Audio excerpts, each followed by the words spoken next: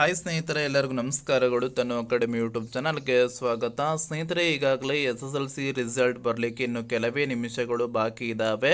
So ಆ SSLC ರಿಸಲ್ಟನ್ನು ಹೇಗೆ ಚೆಕ್ ಮಾಡ್ಕೊಳ್ಳೋದು ಅನ್ನೋದ್ರ ಬಗ್ಗೆ ಸಂಪೂರ್ಣವಾದಂತಹ ಮಾಹಿತಿಯನ್ನು ತಿಳಿಸ್ಕೊಡ್ತೀನಿ. ಈ ವಿಡಿಯೋವನ್ನು ಸಂಪೂರ್ಣವಾಗಿ ನೋಡಿ. ಅದಕ್ಕೂ ಮುಂಚೆ ನಮ್ಮ ಚಾನಲ್ಗೆ ಯಾರಿನ್ನೂ ಸಬ್ಸ್ಕ್ರೈಬ್ ಮಾಡ್ಕೊಂಡಿಲ್ಲ, ಸಬ್ಸ್ಕ್ರೈಬ್ ಮಾಡ್ಕೊಳ್ಳಿ ಸ್ನೇಹಿತರೆ. ಎಲ್ಲ ಥರದ ಎಜುಕೇಷನಲ್ ಮತ್ತು ಕಾಂಪಿಟೇಟಿವ್ ಎಕ್ಸಾಮ್ಸ್ಗೆ ಸಂಬಂಧಪಟ್ಟ ತರಗತಿ ಮತ್ತು ಮಾಹಿತಿಯನ್ನು ತಿಳಿಸ್ತಾ ಇರ್ತೀವಿ ಸ್ನೇಹಿತರೆ. ಏನಂತಂದರೆ, ಗೂಗಲ್ ಅಥವಾ ಕ್ರೋಮ್ ವೆಬ್ ಬ್ರೌಸರ್ಗೆ ಹೋಗ್ಬಿಟ್ಟು ನೀವು ಅಲ್ಲಿ ಕರ್ ರಿಸಲ್ಟ್ಸ್ ಅಂತೇಳಿ ಕ್ಲಿಕ್ ಮಾಡಿ ಅಥವಾ ಟೈಪ್ ಮಾಡಿ. ಅಲ್ಲಿ ಕರ್ನಾಟಕ ಎಕ್ಸಾಮಿನೇಷನ್ ರಿಸಲ್ಟ್ಸ್ 2024 ಅಂತೇಳಿ ಬರ್ತದೆ, ಅಲ್ಲಿ ಕ್ಲಿಕ್ ಮಾಡಿ.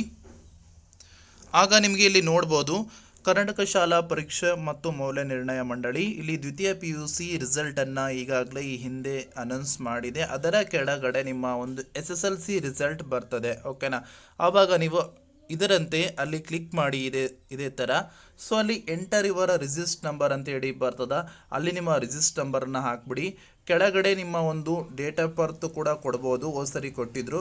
ಸೊ ಡೇಟ್ ಆಫ್ ಬರ್ತನ್ನು ಎಂಟರ್ ಮಾಡಿದ ತಕ್ಷಣ ನಿಮಗೆ ಅಲ್ಲಿ ಕೆಳಗಡೆ ಸಬ್ಮಿಟ್ ಅಂತೇಳಿ ಬರ್ತದೆ, ಅಲ್ಲಿ ಸಬ್ಮಿಟ್ ಮೇಲೆ ಕ್ಲಿಕ್ ಮಾಡಿ ನಿಮ್ಮ ಒಂದು ರಿಸಲ್ಟ್ ಶೋ ಆಗ್ತದೆ, ಓಕೆನಾ. ಇದಿಷ್ಟು ಮಾಹಿತಿ ಆಗಿರ್ತದೆ. ಎಲ್ಲರಿಗೂ ಕೂಡ ಆಲ್ ದ ಬೆಸ್ಟ್, ಧನ್ಯವಾದಗಳು.